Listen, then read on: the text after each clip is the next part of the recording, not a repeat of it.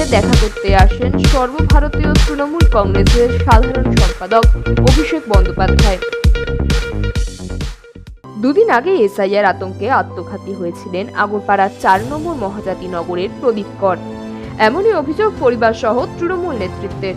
ঘটনা ঘটার কয়েক ঘন্টার মধ্যেই রাজ্যের মন্ত্রী বিধায়করা পরিবারকে সমবেদনা জানাতে হাজির হন এবং ঠিক তার একদিন পরেই মৃতের পরিবারের সঙ্গে দেখা করতে আসেন সর্বভারতীয় তৃণমূল কংগ্রেসের সাধারণ সম্পাদক অভিষেক বন্দ্যোপাধ্যায়।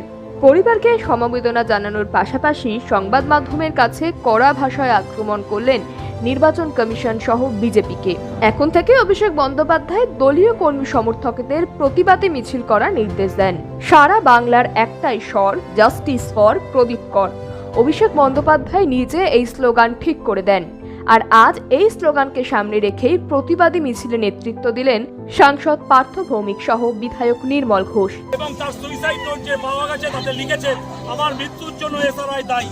তার বিরুদ্ধে প্রচার করে সাধারণ মানুষ, আগরপাড়ার মানুষ, খেটে খাওয়া মানুষ, মা বোনেরা আজকে পথে নেমেছে। সেই সাধারণ মানুষকে সঙ্গে নিয়ে আমাদের প্রিয় বিধায়ক মাননীয় শ্রী নির্মল ঘোষ, আমাদের জেলার আমাদের সাংসদ পার্থ ভৌমিক, আমাদের তৃণমূল ভট্টাচার্য, আমাদের দেবরাজ চক্রবর্তী সহ সমস্ত কাউন্সিলর, সমস্ত চেয়ারম্যানরা আজকে পথে নেমেছে সাধারণ মানুষকে নিয়ে। দাও গুড়িয়ে দাও বাংলা বিদ্বেষী বিজেপির কালো হাত ভেঙে দাও গুড়িয়ে দাও। এই বাংলা বিদ্বেষী বাংলাতে কোনো ঠাঁই নাই। প্রদীপ কর মারা গেল কার স্বার্থে? বিজেপির জবাব দাও। এই প্রদীপ কর মারা গেল কার স্বার্থে? বিজেপির জবাব দাও।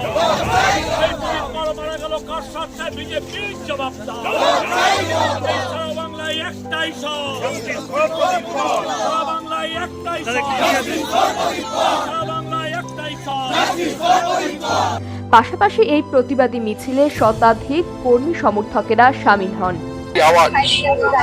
বিজেপি এসআইআর কে সামনে রেখে গতবার যখন 2002 হয়েছিল 2 বছর লেগেছিল, আজকে 2 মাসের মধ্যে তড়িঘড়ি করে একটা চক্রান্ত করে বাংলার মানুষকে অপমান করছে বিজেপি। ঘুষবৈচির নামে, বাংলাদেশের নামে নানাভাবে তারা অপমান করছে এবং ভোটার লিস্ট থেকে এসআইআর নামে এনআরসি করে মানুষকে বাদ দেওয়ার চেষ্টা করছে। আজকে পানিহাটি, আগরপাড়া মহাজাতির মানুষ, নাগরিকরা, হাজার হাজার মানুষ আজকে রাজপথে বিজেপিকে হুঁশিয়ার করতে, বিজেপি তুমি জবাব দাও, অপপ্রচার বন্ধ করো, মানুষের প্রকৃত ভোটারের নাম যাতে আমরা ভোটার লিস্টে থাকে তার সব ব্যবস্থা আমরা করব। আমাদের সঙ্গে মামাটি মানুষের সরকার মমতা বন্দ্যোপাধ্যায়, আমাদের সঙ্গে সারা ভারত তৃণমূল কংগ্রেসের সংসদে আমাদের দলনেতা অভিষেক বন্দ্যোপাধ্যায়, সকলকে নিয়ে আমাদের আন্দোলন চলছে, আমাদের আন্দোলন চলবে। অত্যন্ত দুর্ভাগ্যজনক ঘটনা।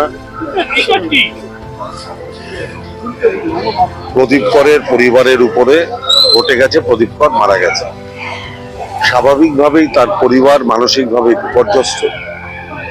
পরিবারের পাশে দাঁড়িয়েছেন স্বয়ং বাংলার মাননীয় মুখ্যমন্ত্রী মমতা বন্দ্যোপাধ্যায়ের নির্দেশে আমাদের দলের সর্বভারতীয় সাধারণ সম্পাদক সাংসদ শ্রী অভিষেক বন্দ্যোপাধ্যায়।